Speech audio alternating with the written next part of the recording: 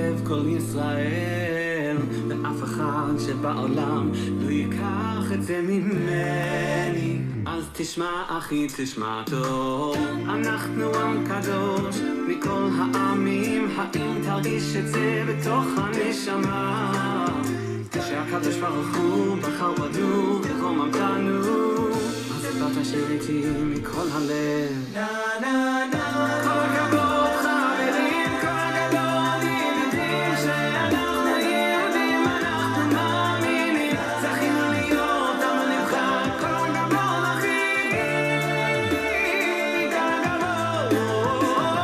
כל הכבוד חברים, כל הכבוד ידידים, שאנחנו יהודים, אנחנו מאמינים, זכינו להיות עם הנבחר. A good vach, my holy sisters and brothers. Shavua Tov, wishing you a good week. That was 613 singing their version of Eliyahu Hanavi, the song we sing when we start the new week after we recite the Havdalah prayer and blessing that we do to mark the distinction between the sacredness of Shabbos and the rest of the week, the secular week. We learned all about that a few weeks ago. How's it going? It's great to be with you. We're so near the end of Tractate Pesachim, and in our sort of journey through the Seder that we've been doing here in chapter 10 of Tractate Pesachim, we are now approaching dessert, as it were, with our discussion tonight of the Afikoman. Where are we? This is Daf Kuf Yud Tes, page 119 in Tractate Pesachim, the fourth volume of the Talmud. We'll be finishing our discussion of the sixth Mishna in chapter 10 and opening our discussion of the seventh Mishna, page 119 of 121. How's everybody doing? Actually, who's with us tonight as we get it going? Getting later now, right? The clocks change, so Shabbat ends later. The show starts later, and it's only March. So it's going to keep getting later up until the latest time in June. And I hope you can make it. I know it's not so difficult here on the West Coast, but on the East Coast, it's going to get really late by the time we reach that latest ending of Shabbos. So who's with us tonight? Paula in Chicago, Pauline in Arkansas, Melissa in Great Neck, Rochelle in Modesto, Carolyn in Raleigh, Ann in Merced, Bill in Berkeley, Brinna in Massachusetts. Right, Brinna? I know you're saying Shavua Tov. Gwen in Michigan, Christo in Texas, Babo in the interior of Alaska. Oh man, I hope it gets nice and warm soon for you. Dee in Cleveland, Ohio. Donna, it's late in Bahama in the Carolinas. Sandy says good evening. Callie in Mobile, Alabama. We have missed you. Well, it's great to be with you now, Callie. And right, guys, urge Nina to teach her class again soon. She's so great at it, and I think she needs just a little more urging from the Kahila, from our community. Susan, Chicago. Ryan wishing a Shavua Tov from Jacksonville, Florida. Richard in Florida. Aaron wishing us a Shavua Tov. Elvis in upstate New York. PK in Colorado. Sherry in Seattle. Over there on the YouTube side, a lot of people. Jacob wishing a Shavua Tov. Marjorie in Georgia. Gigi in British Columbia. Shekalim is on the way. Can't wait. That's our next volume of the Talmud. Michael, Small World. Gwen, it's midnight over there where she is. And Michael says, Small World in Jerusalem, Shabbos dinner at the home of Schwartzy's daughter and family. It's the greatest family in the world. That's probably Hindi, so sending lots of love to Hindi and the family. Okay, here we go. Let's get to it. Here we go, page 119 on the A side, a few lines down from the top. So this chapter 6, we've been talking about the Hallel. The Hallel we recite on festivals and Rosh Chodesh, the beginning of months as well. At the Passover Seder, it gets an unusual treatment. First of all, we split it. We say half of a portion of the Hallel before the festive dinner and the remainder after the festive dinner. And we add to it what's called the Great Hallel, Psalm 136, as we were discussing. We also now got into a little bit more of a discussion about other elements and facets of the Psalms, the book of Psalms, and we're continuing with this discussion of Psalms. Rav Kahana said, citing Rabbi Yishmael, the son of Rabbi Yosef, what is the meaning of that which is written, Lemanseach, a Psalm of David? Right now we're talking about Psalm 13, for example, and it means sing to the one who rejoices. Is something wrong? Elvis says, light the candle. Oh, thank you, Elvis. Come on. Let's light up the darkness. And I even got the new candle. I remembered to put it in. See, this is a great community. We look out for each other. Thank you so much, Elvis, for the reminder. Okay, where would we be if we didn't light up the darkness? All right. Okay, so this little teaching that Rav Kahana is bringing down in the name of Rabbi Yishmael, the son of Rabbi Yosef, is basically a little bit of a play on words. As we learned yesterday, right, there are 10 descriptions of the Psalms themselves in the book of Psalms, 10 names for a psalm or ways to introduce a psalm. This is one of them, Lemanatseach, a psalm of David. This particular word is similar in Hebrew syntax to shenotzhin oto or oiso. And so the idea is sing to the one who rejoices when conquered. And the Gemara continues, come and see, that's very often, right, it's an introduction to a new idea in the Gemara, come and see how the characteristics of the Holy One, blessed be He, are unlike the characteristics of flesh and blood. Elsewhere in the Talmud, for example, it said, see how different the attributes of the Holy One are from the attributes of flesh and blood.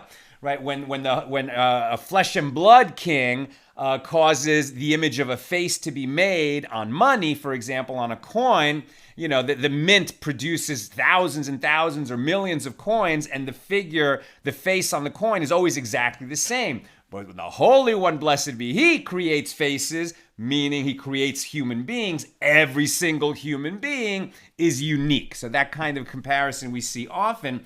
Here, come and see how the characteristics of the Holy One, blessed be He, are unlike the characteristics of flesh and blood. When a flesh and blood person is conquered, he is sad. However, when the Holy One, blessed be He, is conquered, he rejoices. What would it mean that God is conquered? It means that God allows Himself to be swayed by the supplications or by the pleading or by the argumentation of the humans, right? So, for example, when Abraham bargained with God to save Sodom and Gomorrah, you know, if maybe 50 righteous individuals are there, maybe 40, maybe 30, maybe 20, eventually got God to say, okay, if there's 10 righteous people in Sodom and Gomorrah, I'll spare the cities. There weren't 10 righteous people, but it's like God moved a certain distance. And there's other areas like that. And this is going to be one of those examples in the Bible. So He rejoices. As it is stated at Psalms 106:23, therefore He said that He would destroy them, had not Moses, His chosen, stood before Him in the breach to turn back His wrath, lest He should destroy them. What does that sound like? He's referring to the incident where God wanted to destroy the children of Israel after they worshiped the golden calf. And Moses advocated, pleaded on behalf of the Jewish people and said, listen, they're going to say in the world that you took them out into the desert, not to save them from the Egyptians, but just to kill them yourself. That's not going to, redound to your glory, God. Don't do this. You know, even after God said, listen, I'm going to start over. I'm going to make a whole new nation from your descendants, Moses. And Moses said, no, no, no, please, God, spare the children of Israel. They would be punished in various ways, but they would not be annihilated despite this grievous sin. So in this verse, as Rav Steinsaltz explains, in this verse, Moses is called his chosen, although he defeated God, as it were, by preventing him from destroying the Jewish people. So God cherishes Moses even as Moses opposes what God says he's going to do. Furthermore, Rav Kahana said, citing Rabbi Yishmael, the son of Rabbi Yosei, who said that Rabbi Shimon ben Lakish said, citing Rabbi Yehuda Nesiah, so there's a nice chain of transmission of this teaching, what is the meaning of that which is written in the description of the sacred Chayos, the angels that carried the divine chariot? This is Ezekiel 1:8. And they had the hands of a man under their wings, right? So the opening chapters of Ezekiel is sort of like the home address, the foundation of Jewish mysticism.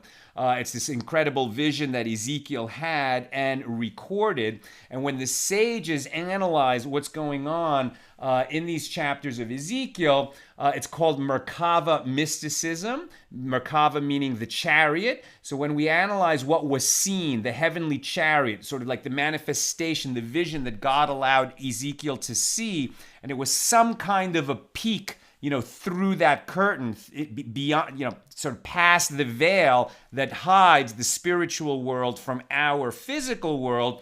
And the idea is that when people have mystical experiences, they're witnessing something of what Ezekiel also saw. So one of the things that Ezekiel describes about the angels that he saw when he had this vision is that they had the hands of a man under their wings. Although the word is read hands in the plural, actually his hand is written in the singular. What is this hand? This is the hand of the Holy One, blessed be he, that is spread under the wings of the Chayos to accept penitents from the claims of the attribute of justice, right? So God is utterly fair and just. The problem is we are so flawed that if God would dispense justice fairly, no one could survive. We make so many mistakes. We really fall short all the time. Thank God, literally, God's mercy God's attribute of mercy exceeds God's attribute of justice. And so God is always ready to receive penitence. God is always ready to receive teshuvah. Anybody who makes a sincere atonement, no matter how far you go, no matter what you do, if you're sincerely trying to come back to the Lord, you can always come back. God accepts sincere penitence, despite the fact that in accordance with the strict attribute of justice, they should not be given even the opportunity to repent. You might think, but it is not so. You are always afforded the opportunity to repent. You still will have to pay for your crimes, but God will welcome you back to God, to a relationship with God.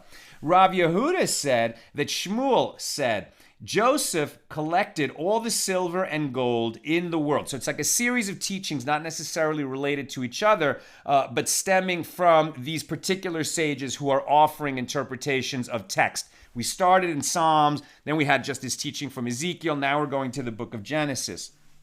Rav Yehuda, let me turn that off, sorry. Rav Yehuda said that Shmuel said, Joseph collected all the silver and gold in the world and brought it to Egypt, as it is stated. Joseph collected all the silver and gold in the world. What is he talking about? Well, we read in the Torah, of course, that when there was the severe famine in the land, as predicted by Pharaoh's dream that only Joseph was able to interpret, during the years of plenty, they had so much plenty, right, the 7 years of plenty, that they filled and overfilled the storehouses of Egypt. Then when the famine came, it was a famine throughout the land, interpreted here as throughout the world. And so people came to Egypt to get food from far away, and they had to buy it from Pharaoh. And so much wealth was collected in Egypt. And then that wealth became a treasure, and we'll see what happened to it. So Joseph collected all the silver and gold in the world and brought it to Egypt, as it is written. And Joseph collected all the money found in the land of Egypt and in the land of Canaan. Genesis 47:14. Now from this I have derived only that he collected the money that was in the land of Egypt and that was in the land of Canaan. From where do I derive that he also collected all the money that was in the other lands? The verse states at 41:57, and all the land came to Egypt to buy food from Joseph because the famine was sore in all the earth. And when the Jewish people ascended from Egypt, so now we're back to the Passover subject, right? When the children of Israel were redeemed from slavery in Egypt and left, and we recall that as we were leaving, the Egyptians who had suffered so badly in the plagues, and they were just get out. Okay, we understand. We enslaved you. We made you suffer for hundreds of years. We'll pay you for all the labor that you did. Take the money, but get out before another plague comes. And so when the Jewish people ascended from Egypt, they took this treasure with them. As it is stated, the word there, vayanatzlu, they despoiled Egypt at Exodus 12:36. And the sages explained this term like this. Rav Asi said, they made Egypt like this trap, metsuda. Again, a little bit of a pun. They made Egypt like this trap for birds, where grain is usually placed as bait, in which there is no grain. In other words, it had been full of grain and attracted like the birds of the world to go there. But when the Jewish people left, they took that treasure out. It had been emptied out, right? The grain had been turned into money, and now the money was taken out of Egypt. Rabbi Shimon said they made Egypt like the depths, kimitsula, of the sea in which there are no fish.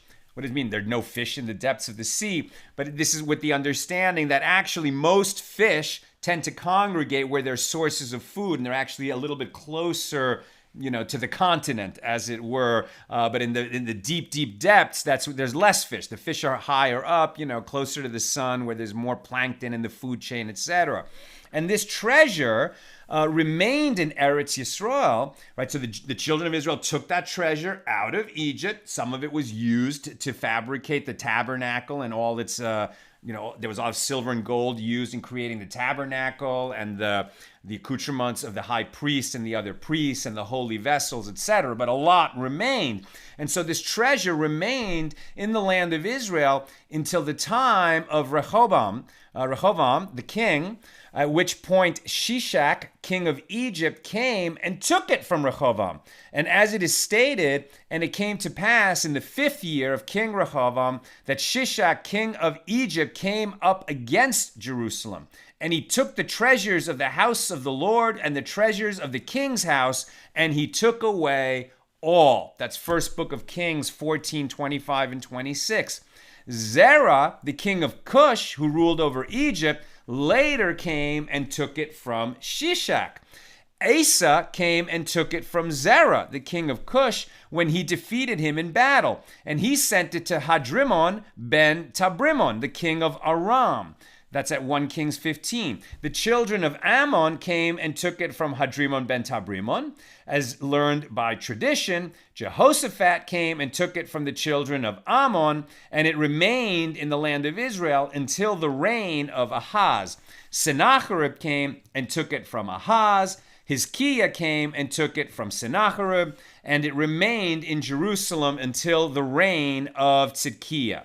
And the Chaldeans came and took it from Tzidkiah. The Persians came and took it from the Chaldeans. The Greeks came and took it from the Persians. The Romans came and took it from the Greeks. And this treasure of silver and gold still remains in Rome at the time of the writing of the Gemara. This would actually be like a great origin tale for a Raiders of the Lost Ark, or what's that one? What was that set of books? The Da Vinci Code, right? This would be like a great setup for the Da Vinci Code. This treasure that was originally collected by Joseph in Egypt, and one king took it from another over the centuries. But you can sort of imagine that the elite rulers of the world have access to this mighty treasure that, us regular people have never even seen. And then eventually, it gets liberated on behalf of the people of the world. Who knows? Maybe that movie will be made someday.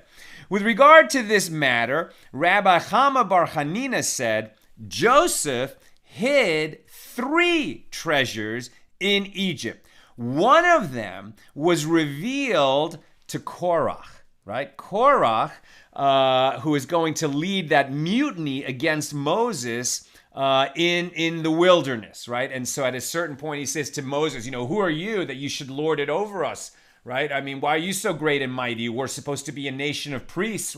Who made you king over us? We should all be equal. Well, who made Moses the leader over the children of Israel? God. He can answer very truthfully. God made Moses the leader over the children of Israel during Moses' lifetime.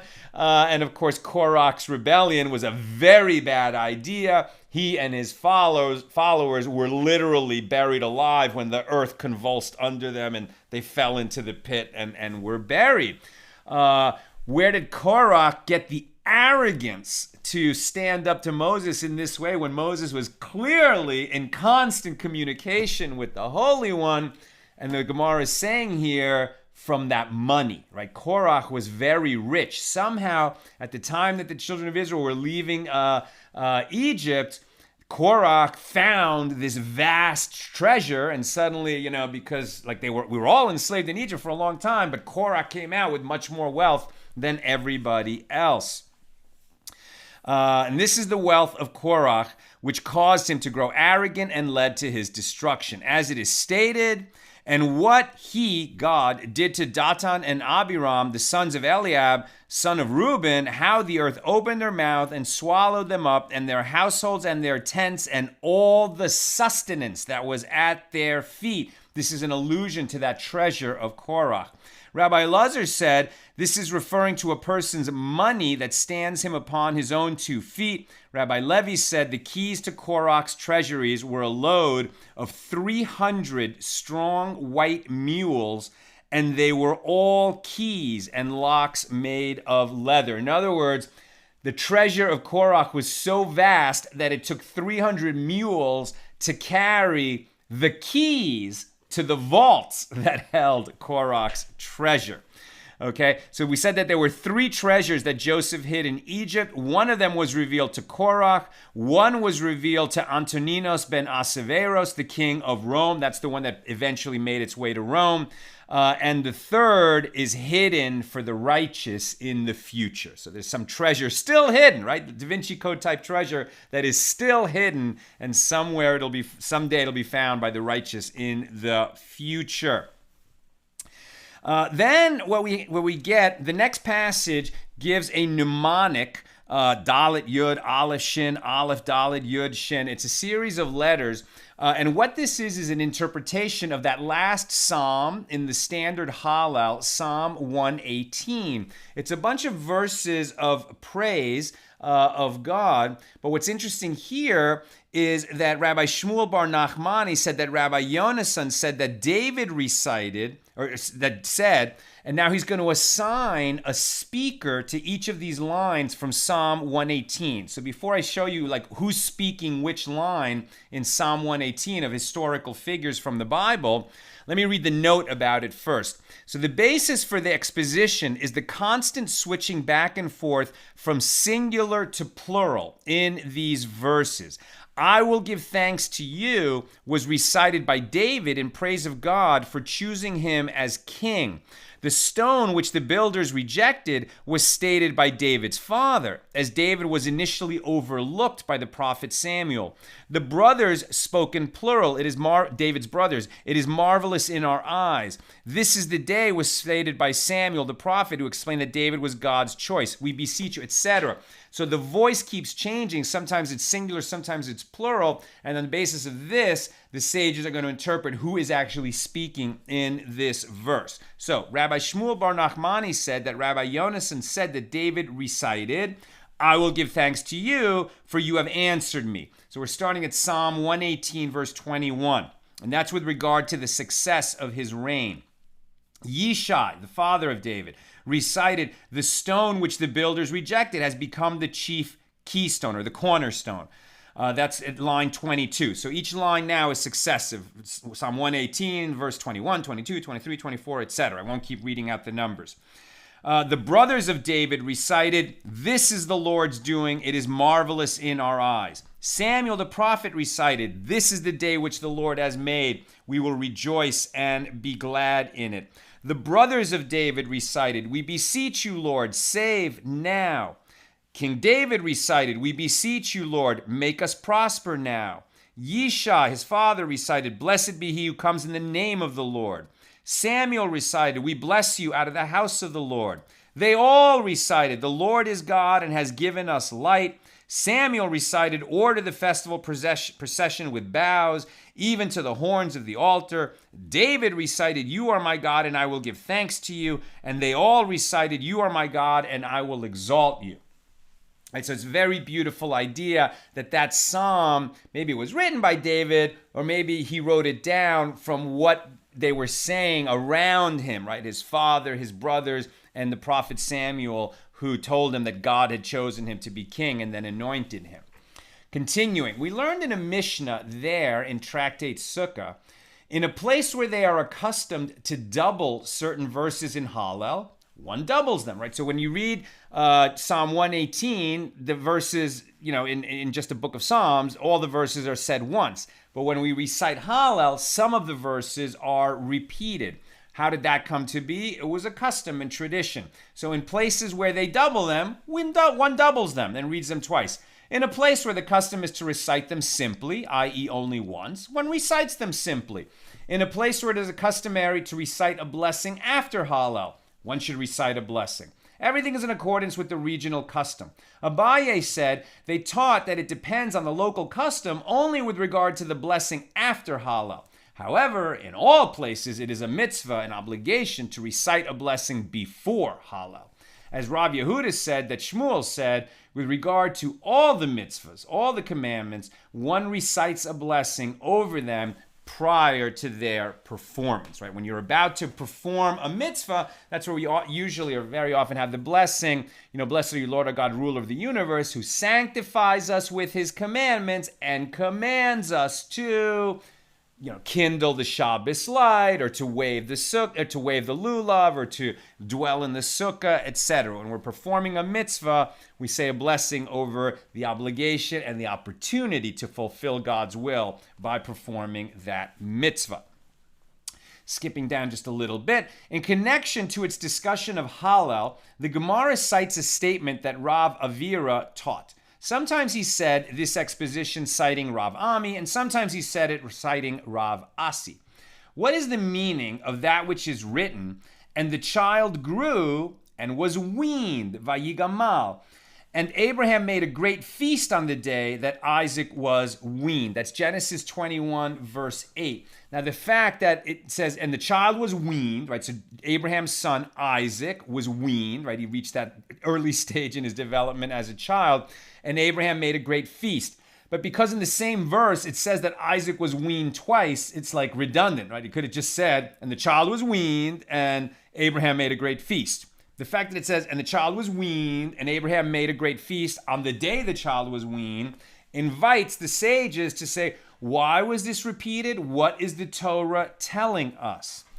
And what is it telling us? In the future, the Holy One, blessed be He, will prepare a feast for the righteous on the day that He extends, sheyigmol, right, similar word, His mercy to the descendants of Isaac. After they eat and drink, the celebrants will give Abraham, our father, a cup of blessing to recite the blessing, as he is the first of our forefathers. So what we're talking about here is the Messianic age, right? So the two feasts are mentioned, or on the day that the child is weaned is mentioned twice.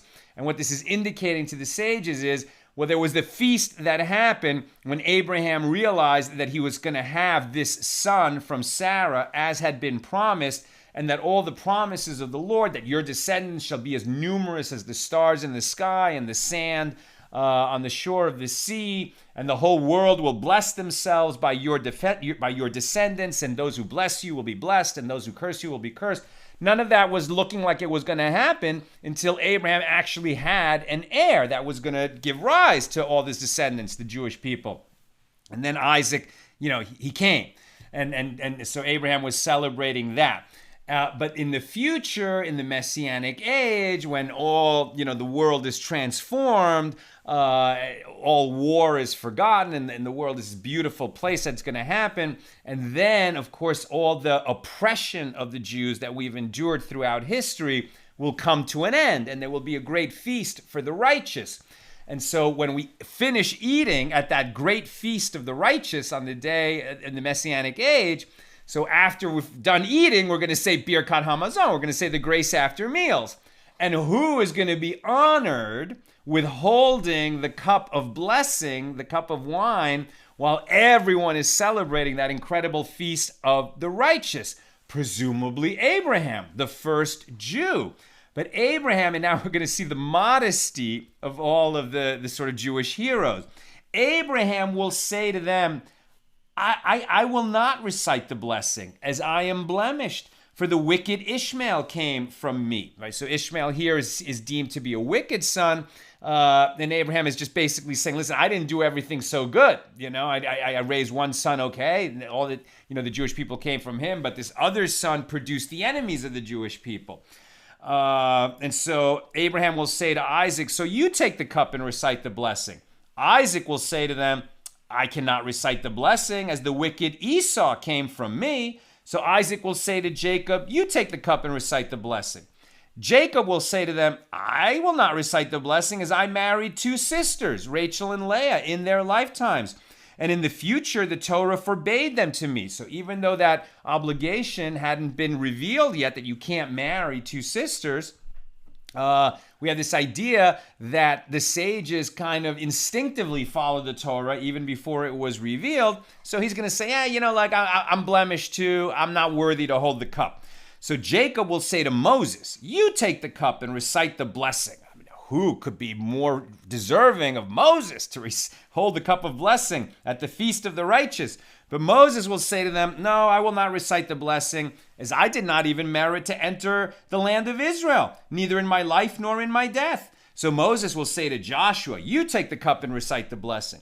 Joshua will say, I will not recite the blessing, as I did not merit to have a son. The proof for this is that it is written, Joshua, the son of Nun, Numbers 14:6, and in the genealogical list of Ephraim, it states Nun, his son, Joshua, his son. Since the verse does not mention any children of Joshua, evidently he had no sons. Joshua will say to David, you take the cup and recite the blessing. David will say to them, I will recite the blessing. And it is fitting for me to recite the blessing, as it is stated, I will lift up the cup of salvation, and I will call upon the name of the Lord. That's in David's voice at Psalm 116.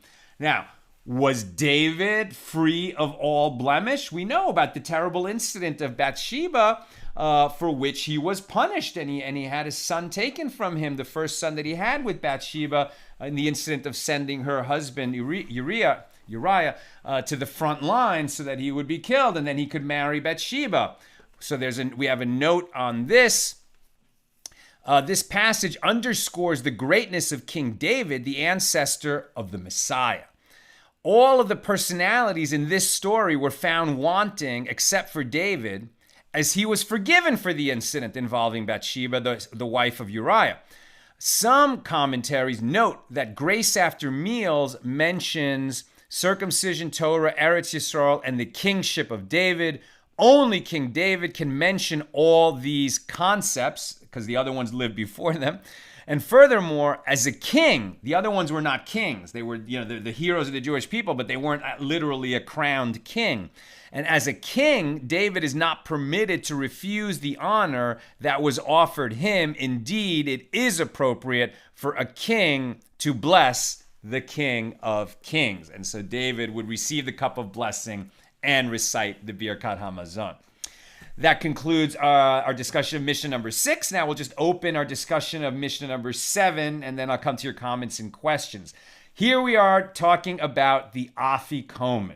The Afikoman at a Passover Seder, in the rituals before the festive meal. At a certain point, we have 3 matzahs that are on the table. Ideally, shmura matzah, these large round matzahs. better if you can get them, though they're quite expensive and not always available. But they're made literally. There's a video going around now on WhatsApp, so beautiful. They're made by religious Jews who are literally dancing and listening to music and moving fast, so that the matzah never has even the hint of a chance to leaven in the factory, but also because this kind of loving spirituality is literally baked into them as they're made. So at a certain point in the Seder, you have the 3 matzahs. You take out the middle one, you break it in 2, and then you put the larger half aside and wrap it, and that's going to be called the Afikoman. There's a tradition that you hide it, and the kids look for it, or the kids hide it, and the leader looks for it, depending on the family.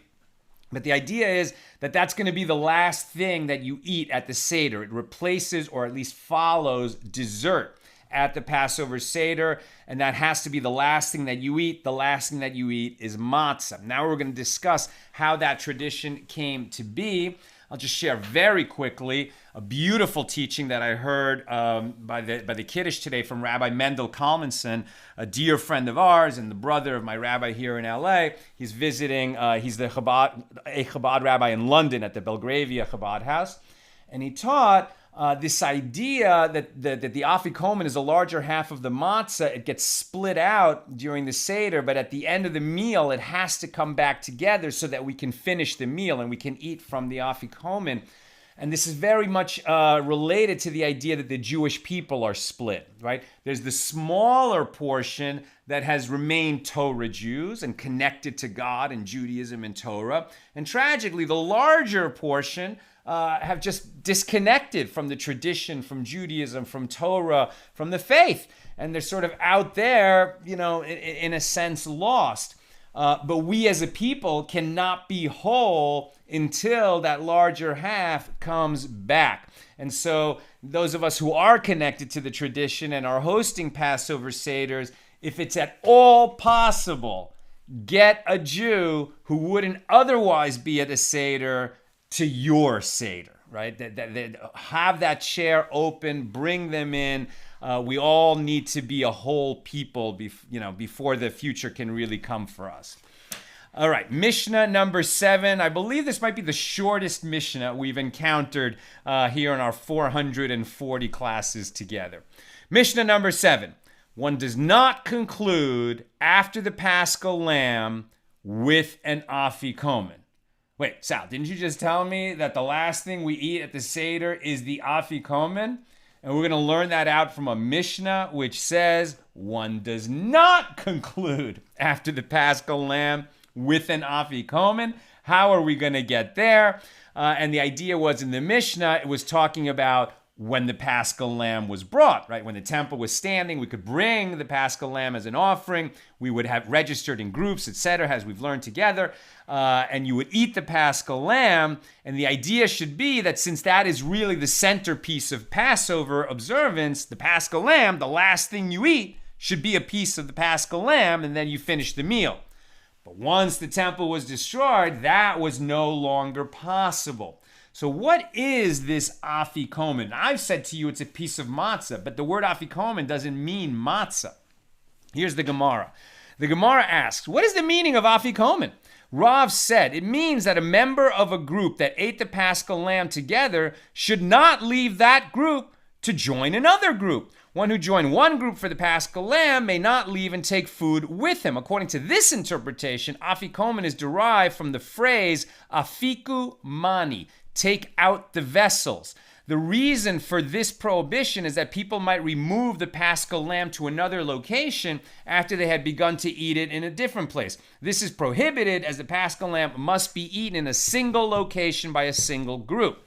And Shmuel said, no. It means that they may not eat dessert after the meal like urdelei, right? Here translated as mushrooms, but in a note, truffles, right? So a delicacy like truffles was often used in this place and time as the final, as the dessert, right? So people eat truffles for dessert.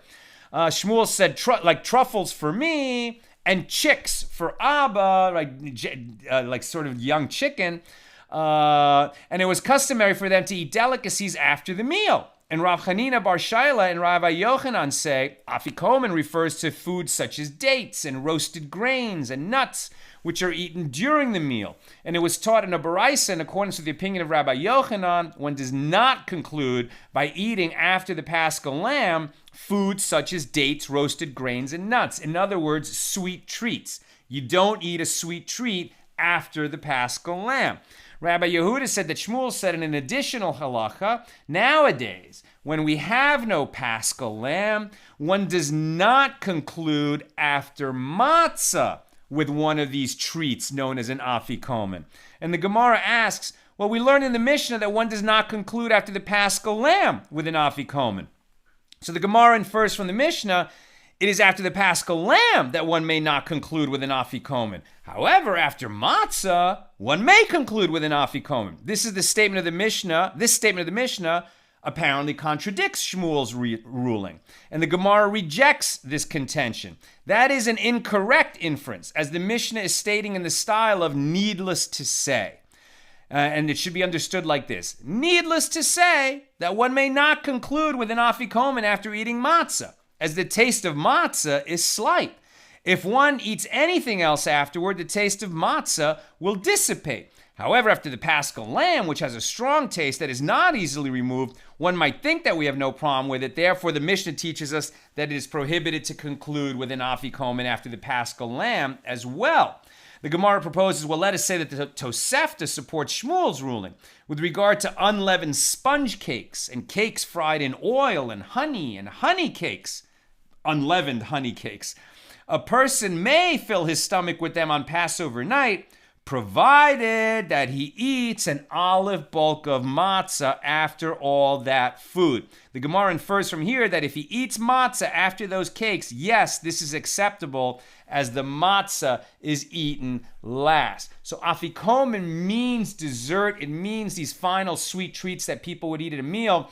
But what the sages are telling us is that by the Passover Seder, your afikoman needs to be matzah. The last thing that you taste at the Seder has to be matzah. Why? To remind you what we're doing there, celebrating our freedom thanks to the kindness and mercy of God who redeemed us from slavery in Egypt. We don't have the Paschal lamb anymore to be that centerpiece of that reminder. Now it's been replaced by the matzah, which we always were obligated to eat on Passover night. But now that the Paschal lamb is not available, the matzah moves front and center as the most important symbol of that night, and it needs to be the last thing we eat at the Seder. All right, let's go to questions and comments. Michael Diamond, I got the comment, beautiful, about Shorty's daughter. Bill, I'm put in mind of the words of G.K. Chesterton, children are innocent and so desire justice. Adults are wicked and so value mercy. What a beautiful quote. I wasn't familiar with it. Thank you for bringing it down, Bill. Bill also says, alas, history continued to march on. After that teaching was handed down, the Vandals and the Visigoths sacked Rome, and no one is sure which sacking it happened in, but in one of them, the people of the city threw the treasures of the old Temple of Peace, where the treasures plundered from the conquered were kept, and pitched it in the Tiber River to save them from the horde. So the current holder of that treasure is the earth itself, which is, of course, the Lord's. Thank you, Bill. That's a good history lesson. And Elvis adds, the story of passing the honor of saying the blessing from the patriarchs to Moses all the way down to David reminds me of Judaism's core value of humility. Exactly. It's not stated there as humility or modesty, but they display humility and modesty in the way that they behave. Indeed, we ask for God's help to keep us humble in the Amidah, in the standing prayer every day, 3 times a day. Good comment. And finally, PK asks, are the Jewish people living in Israel all together in their faith? No way. For sure. I mean, there's lots of secular Jews living in Israel. But, it's interesting. It's almost like, in Chile, the Jewish community that I came from, or some Jewish communities I'm familiar with in other countries, it's like there's definitely Jews disconnected from the faith. Of course, it's just a very diverse people. But the people, like the synagogue that they don't go to is a traditional synagogue. There's not so many different denominations as there are in the United States. But at least, listen, if people are affiliated, at least they're connected. Tragically, it's the people, and the Seder is, the Passover Seder, I'm pretty sure I read the statistic that it is the one ritual, even more than lighting the Hanukkah menorah, the Seder is the one Jewish ritual that the highest percentage of Jews participate in. And it's something like, at least a few years ago, it was something like 75% of Jews will find their way to a Seder. So that's not bad if the statistic is true. Tragically, that number might be dropping. And so, if you know a Jew who's not going to be at a Seder, get him to your Seder, if at all possible. All right, my friends, that's what I've got for us this evening. It's always great to be learning with you. Tomorrow, we'll continue with God willing at the regular time, 6 p.m. with page 120. One little note. So once we get to Pesach next week, so we're gonna, obviously we're gonna have the regular class on Friday at noon. Then we cannot have our class like tonight, a week from tonight, Saturday night after Shabbos ends, because that's when Passover starts. So we're gonna have a 3-day Chag, right? Shabbos and then the first 2 days of Passover, when I'm not gonna be able to broadcast. And then that's going to happen again in the last days, right? I didn't look at the calendar for the last days, but I'm sure it's going to be the same. Let me just double check that right in front of me. Right, yeah, exactly. So 7th day and 8th day are going to start Saturday night and Sunday night of the following week. So we're going to have this feature of 3 days in a row when I'm not going to be able to broadcast. Although, like when we come out of second day Pesach to Hol HaMoed, I'll be able to do that Monday night. I'll have a class, and also a week later on that Monday night. So the point is, we're going to have some double classes at some point, and I'm just going to be looking for where things are shortest and make the most sense to do a double, as it were. But just wanted to give you a heads up on that. All right, my friends, have a terrific night, a good week. And with Passover coming up, we should be thinking about what is it that we want to be liberated from, right? What is our personal Pharaoh? We're going to ask God for help to be liberated from that Pharaoh, that destructive behavior that enslaves us, a week from tonight. All the best.